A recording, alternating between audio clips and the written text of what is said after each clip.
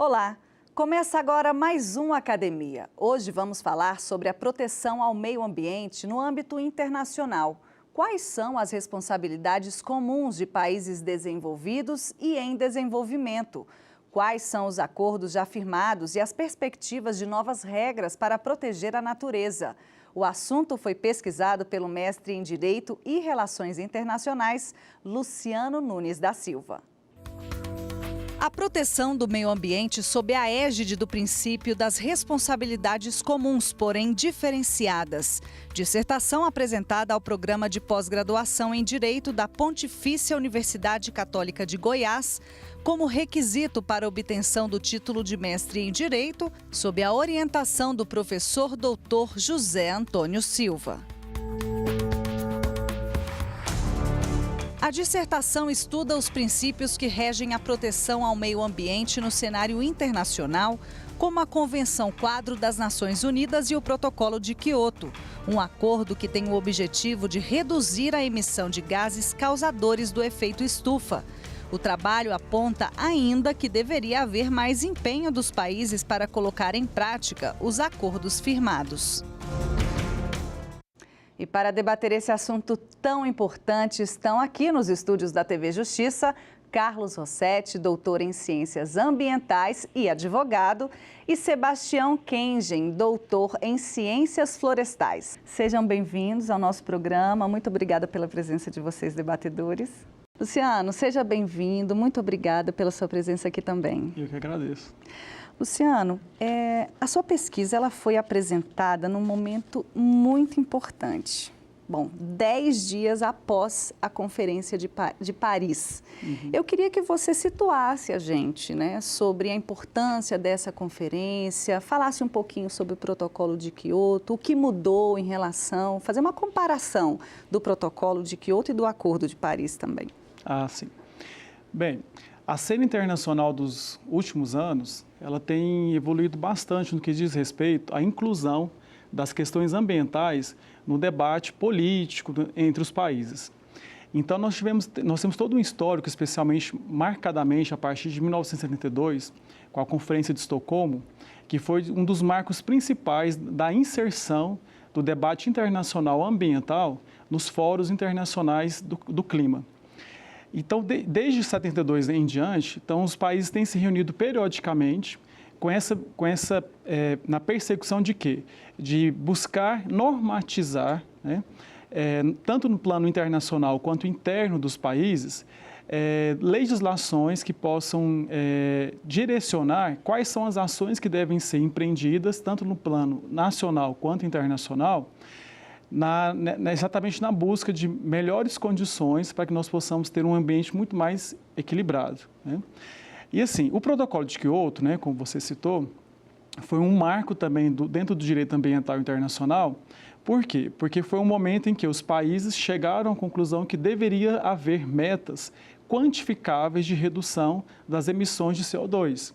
Então, com isso, né, ao final do encontro, né, da conferência em Quioto, chegou-se à conclusão que os países desenvolvidos, a eles foi atribuído metas quantificáveis de redução, né, aos países que foram listados no anexo 1, e nesse anexo 1 eles se comprometeram, né, a adotar medidas de mitigação com vistas à redução das emissões de CO2, né?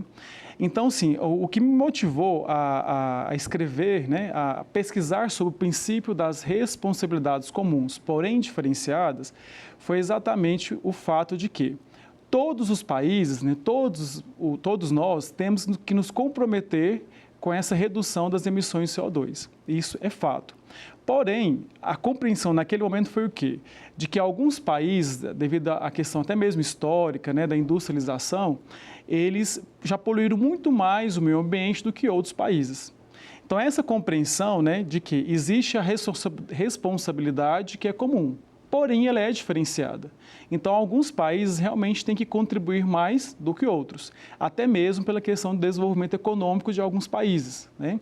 Então, dentro de toda essa seara, né, que foi desenvolvido, né, criado o protocolo, em que esses países tiveram metas quantificáveis e ainda têm, né, tem que buscar essas reduções da emissão de CO2 e também, só que dentro do plano internacional, houve uma preocupação de que o protocolo de Kyoto ele tinha uma vigência, essa vigência estava por se encerrar, então era necessário criar um outro instrumento capaz de quê?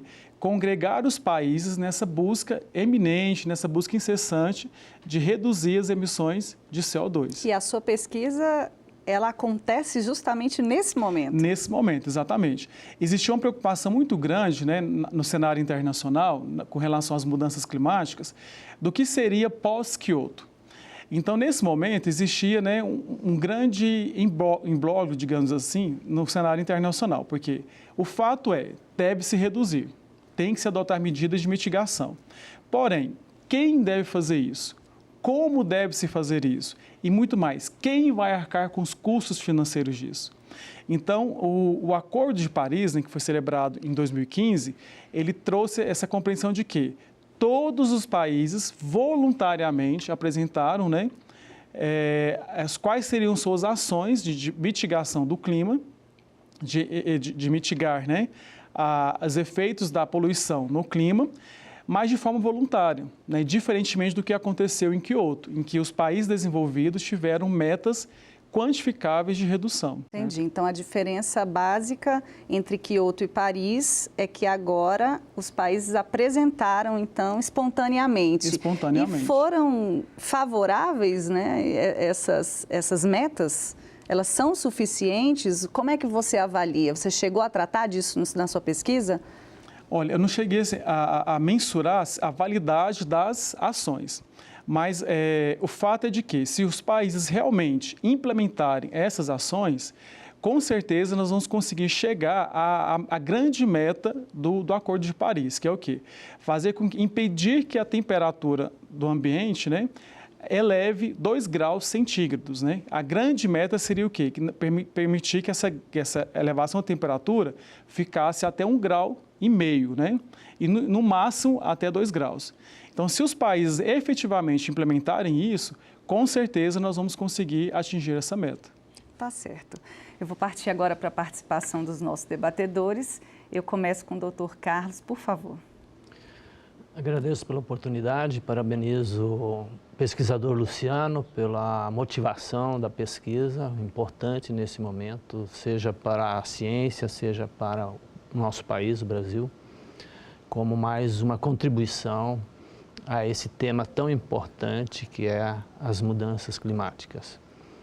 A pergunta que farei é se entende o pesquisador Luciano importante a contribuição brasileira no contexto mundial na mitigação do clima e quais seriam essas principais medidas? Realmente o Brasil ele tem tido uma participação bem efetiva no âmbito das negociações internacionais do clima.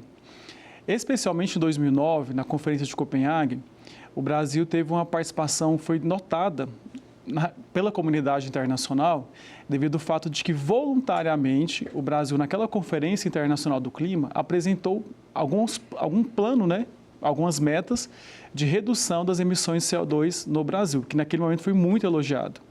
E talvez essa iniciativa brasileira lá em 2009, talvez foi até que tenha motivado a construção final do Protocolo de Paris, ao chegar ao ponto de que todos os países apresentaram voluntariamente as suas próprias metas. Então, assim, aqui no Brasil nós temos tido várias ações de mitigação, especialmente, como foi noticiado recentemente, a redução do desmatamento é uma das grandes conquistas, digamos, brasileiras, apesar de que muito ainda tem que ser feito. Não podemos dizer que, achar que o Brasil já tem uma posição de que zerou o desmatamento, que não é verdade, muito pelo contrário.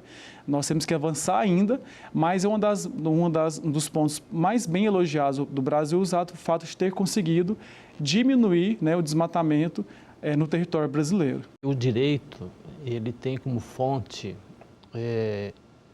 o costume, a própria política, a jurisprudência e as normas, de um modo geral. Assim, à medida que a conscientização das comunidades científica, política, vão ocorrendo, elas vão influenciando o direito e vice-versa. Por isso a importância destes acordos internacionais que ocorrem ano a ano para a mitigação e até uma posição melhor em relação ao uso e desenvolvimento das energias limpas no planeta. Ok. Obrigada pelas considerações. Eu peço licença agora a vocês, debatedores, e ao nosso expositor também, porque a gente faz agora uma pequena pausa. Voltamos daqui a pouco, não saia daí.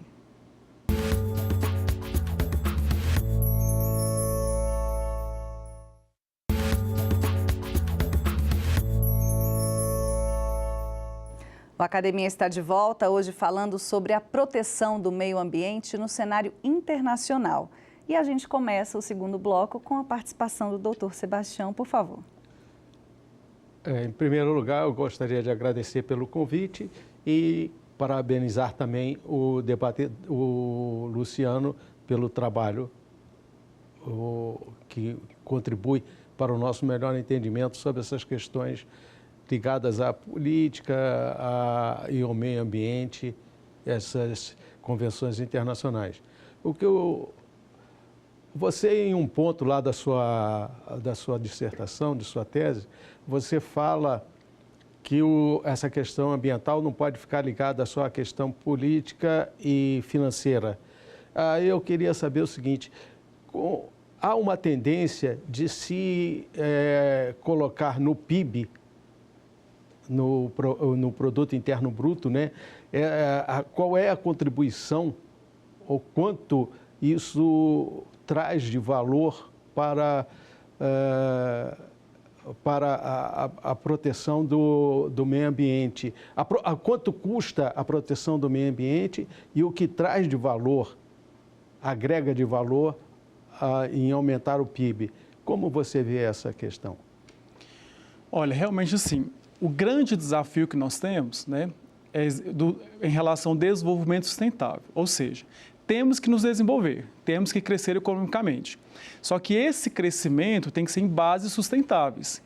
Em prol de quê? Em prol das gerações presentes e futuras. Então, não basta simplesmente termos PIBs expressivos e comprometer o meio ambiente, fazer com que as gerações futuras estejam comprometidas.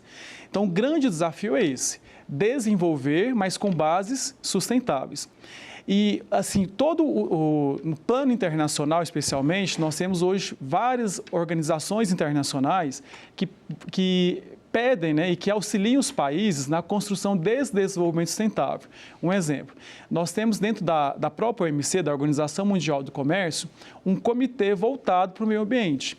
Quer fazer com que esse comitê, qual o papel dele? Fala, países, nós temos que incentivar o comércio internacional, mas esse comércio tem que buscar se desenvolver de forma sustentável. Tanto é que, um exemplo, alguns países europeus, eles só compram produtos de madeira se forem certificadas, madeiras de reflorestamento. Então, isso faz com que, internamente, né, os países busquem a adoção de determinadas práticas que sejam sustentáveis, visando o comércio, visando o desenvolvimento. Então, assim, o que eu posso, né, em relação à sua pergunta, dizer exatamente isso, de que o desafio está posto, né, de que gerar esse desenvolvimento, aumentar os nossos índices do PIB, mas que ele seja em bases sustentáveis, respeitando exatamente o quê? As necessidades presentes, mas também sem comprometer as necessidades futuras, né? Então, esse é o grande desafio que os países hoje têm. E o Brasil está inserido dentro desse desafio, né? De gerar desenvolvimento, de gerar crescimento, mas em bases sustentáveis. Não, eu concordo. Agora, eu acho que eu não me expressei direito. É a questão de você contabilizar as medidas referentes ao meio ambiente dentro do PIB, que hoje isso não é feito. Entende? O PIB hoje é simplesmente a produção total. Agora tem tentativas internacionais, se eu não estou enganado, na Suécia, alguma coisa assim, que eles querem contabilizar o quanto isso agrega de valor e produz um PIB melhor, vamos dizer assim. Não é simplesmente a questão de você produzir sustentavelmente, mas quanto essas ações de meio ambiente podem agregar valor ao PIB? Hoje existem várias novas tecnologias, né, em diversas áreas, né, do conhecimento, que proporcionam, que dão melhores condições de que possa haver a produção, mas que essa produção realmente seja em outras, digamos assim, seja em outras técnicas, né, que favoreçam o meio ambiente. Né? Isso já existem várias técnicas hoje, né, em várias áreas, né, e hoje a engenharia, né, a biotecnologia, então nós temos várias outras ciências hoje que podem contribuir, contribuem, né, para que nós possamos ter práticas que sejam mais sustentáveis e isso com certeza gerar e agregar valor, né, ao nosso produto que é comercializado tanto aqui no Brasil quanto fora, né? Então, assim, hoje sim, realmente existe sim mecanismos, né, e técnicas e estudos que fazem com que a gente consiga produzir, né, e produzir melhor, que esse talvez seja o grande desafio, né? Produzir e produzir melhor. E com isso agregar valor aos nossos produtos. Né? Ok. Mas o PIB verde, não existe nenhuma iniciativa no Brasil? Que eu saiba, ainda não. Não. Se discute esse tema, mas que eu saiba, do meu conhecimento, não. Porque isso está sendo discutido em nível internacional, que se fala nessa questão. Porque, por exemplo, às vezes é visto como um gasto você conservar a natureza. Então, eles querem botar isso dentro do PIB de forma que não seja um gasto, não seja um custo, mas sim você está agregando valor. É uma economia. É uma economia. Ok. Professor? Certamente o Brasil tem uma contribuição a dar. E nós temos uma base florestal plantada e de florestas nativas. A pergunta que faço ao pesquisador é se nesses acordos internacionais, onde se estabelecem os princípios do direito de forma mais formal, haveria recursos tanto tecnológicos como financeiros para dar sustentação a essa floresta que nós temos hoje no Brasil, que abriga a fauna e a flora nativa, especialmente. Hoje nós já temos, assim, não só o Brasil, mas como vários outros países, já possuem, né, tecnologia suficiente para implementar todas essas ações que dentro das negociações internacionais do clima estão sendo discutidas. Né? Inclusive, na conferência, né, de Paris, agora de 2015, foi criado um fundo verde, do qual os países vão se comprometer, né, a financiar esse fundo, para que esse fundo possa implementar em todos os países ações de mitigação, né, exatamente com esse intuito, de reduzir as emissões de CO2, não só em países localizados, mas em todo o globo, né, de uma maneira geral, para que a gente realmente consiga atingir a meta que foi estabelecido de não elevar a temperatura global a mais que 2 graus Celsius. Nós falamos muito aqui em metas, em propostas. Quem fiscaliza se isso está sendo cumprido? Um grande avanço também da Conferência de Paris foi exatamente isso, que eles criaram não só as metas, mas também criaram mecanismos de fiscalização, digamos assim. A cada 5 anos, no protocolo foi institucionalizado que a cada 5 anos haverá digamos assim, uma avaliação das metas que foram estabelecidas, para ver se aquelas metas realmente foram cumpridas, se é necessário criar novas metas. Então, sim, a Conferência Internacional do Clima já criou isso, né, no acordo, de que a cada 5 anos ele deve ser revisto para ser avaliado.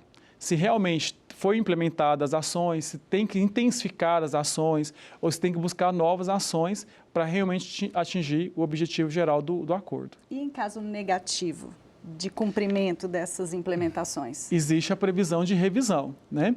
Porque, assim, a grande questão é que no cenário internacional, né, a sociedade internacional ela é anárquica, ou seja, nenhum país pode obrigar que outro país tome determinadas ações. Um exemplo, como recentemente aconteceu. Os Estados Unidos, ele saiu do acordo. Ele esteve, né, quando da assinatura e depois ele saiu do acordo.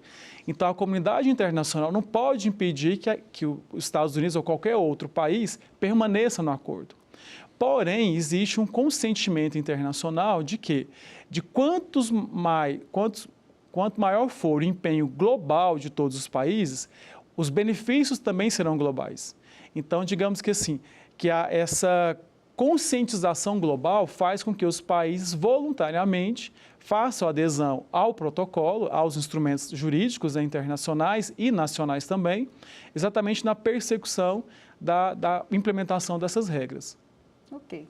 Passo a palavra agora para o professor Sebastião.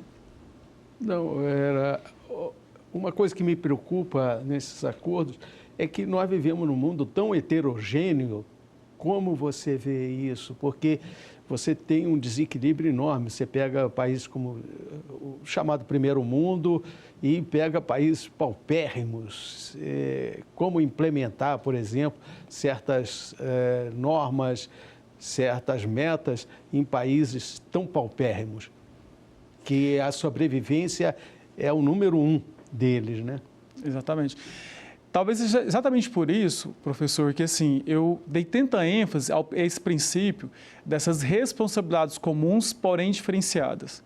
Porque realmente alguns países detêm tecnologias, detêm poder econômico suficiente e capaz de implementar ações efetivas.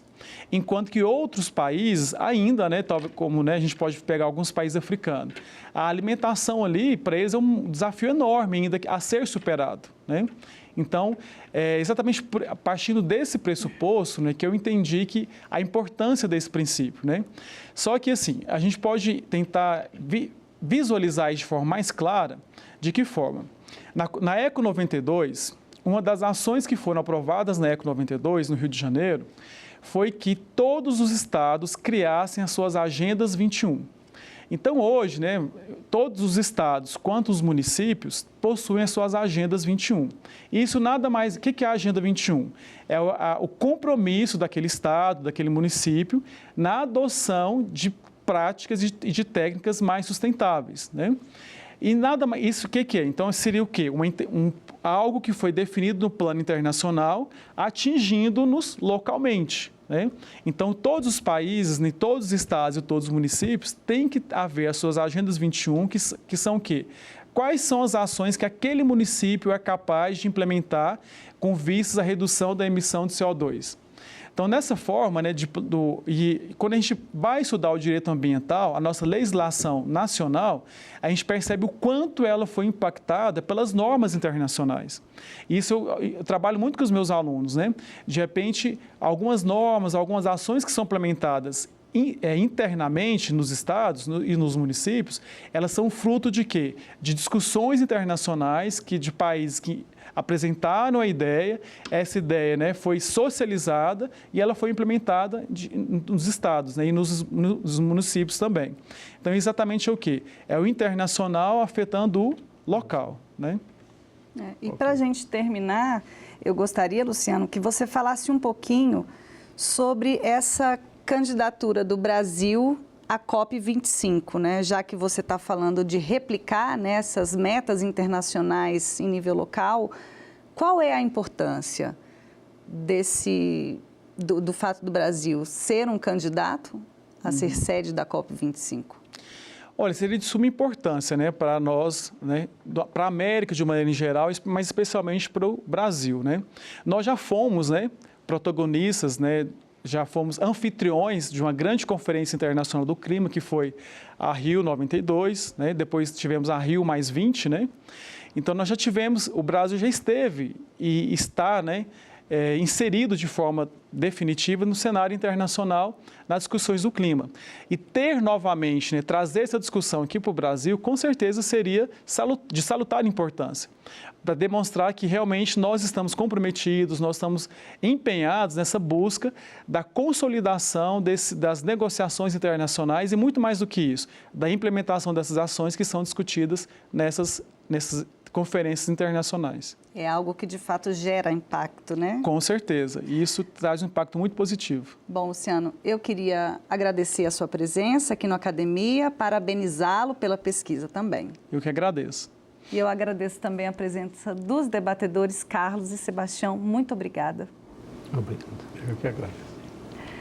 E o Academia chega ao fim, mas a íntegra do programa está disponível na internet. Acesse tvjustiça.jus.br e você também pode entrar em contato com a nossa produção para enviar uma sugestão de tema. O e-mail é academia@stf.jus.br. Você segue agora com a nossa programação. Tchau!